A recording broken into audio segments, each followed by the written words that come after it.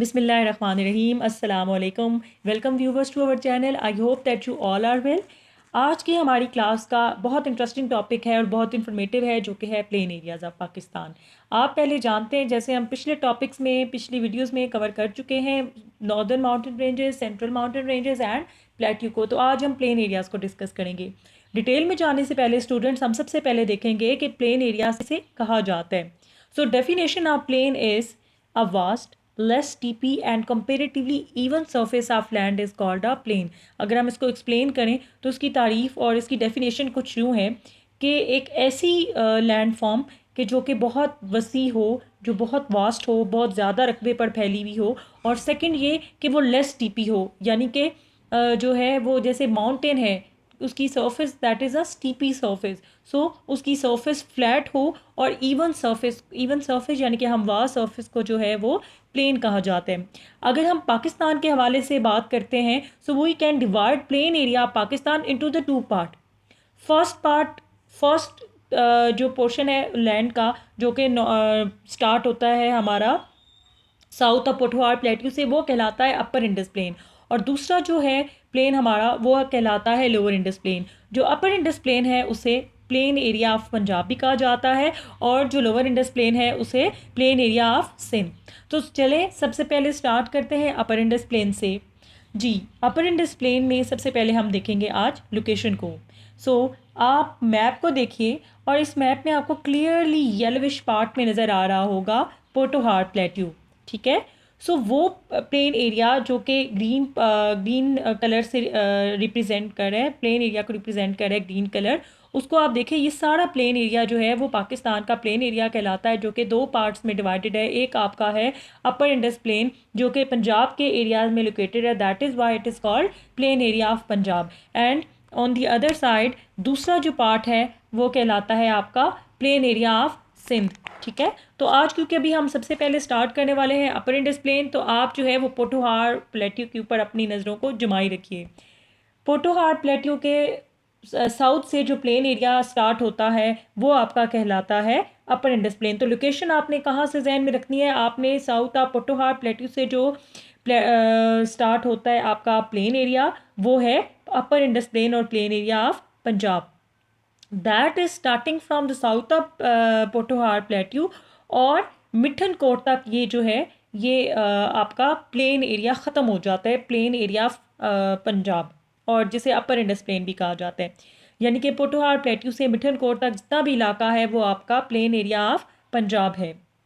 अब वो कह रहे हैं कि अगर आप मिठन कोट को एक बुनियाद बनाएं, उसको जहन में रखें, ये वो मुकाम है जहाँ पर जितने भी रिवर्स हैं, tributary reverse along with the Indus river, ये उस मुकाम के ऊपर, मिठन कोट के मुकाम पे, ये बाकी ट्राइब्यूटरी रिवर्स जो हैं वो इंडस रिवर में आके मिल जाते हैं, ठीक है। इससे ऊपर वाला जितना भी एरिया है वो सारा का सारा इलाका जो है वो आपका कहलाएगा अपर इंडस प्लेन, ठीक है।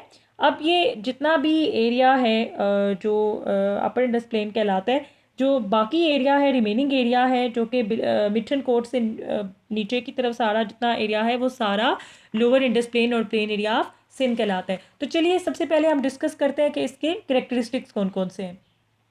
सबसे पहला करेक्टरिस्टिक ये है कि नॉर्थ की तरफ ये अपर इंडस प्लेन जो है वो बुलंदी पे है, इनकी हाई है, लेकिन it is steepy toward the south. That is why this is the reason that all the rivers of Pakistan, they flow from north to Pakistan. Next, in the west of this plain lies the desert of Thar.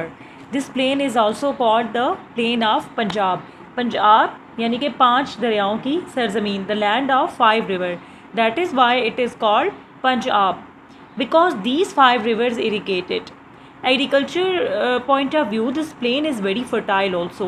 Even before the establishment of Pakistan, ये जितना भी इलाका है United Punjab का, यानी कि वो पंजाब का एरिया जो कि पार्टीशन के बाद पाकिस्तान के हिस्से में आया, और वो एरिया जो कि अभी दैट इज़ इन इंडिया।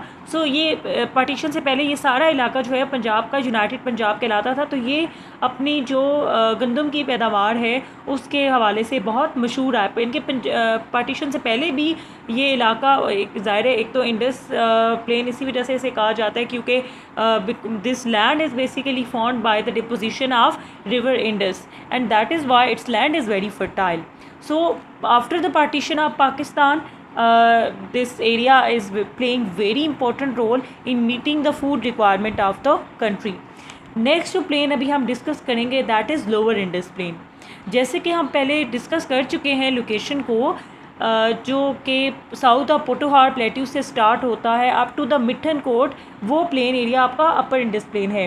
ठीक है, यानी कि साउथ ऑफ पोटोहार प्लेट्यू से स्टार्ट हुआ, मिठनकोट पे जो इलाका ख़त्म होता है वो अपर इंडस प्लेन है, और जो लोअर इंडस प्लेन है वो ठीक स्टार्ट होता है फ्रॉम द मिठनकोट और ठट्टा तक. ठीक है, there from it is divided into delta, यानी कि रिवर इंडस जो है यहाँ पे मिठनकोट वो मुकाम है जहाँ पे बाकी ट्राइब्यूटरी रिवर्स जो हैं वो इंडस रिवर में आके मिल जाते हैं, और मिठनकोट से फिर इंडस रिवर जो है वो that form the shape of a huge river and flow alone till its reach Thatta, और उसके बाद अपना डेल्टा बनाता है. ठीक है, एंड फॉल डेल्टा इनके ब्रांचेस में डिवाइड हो जाता है, एंड देन रिवर इंडस जो है that finally falls into the Arabian C.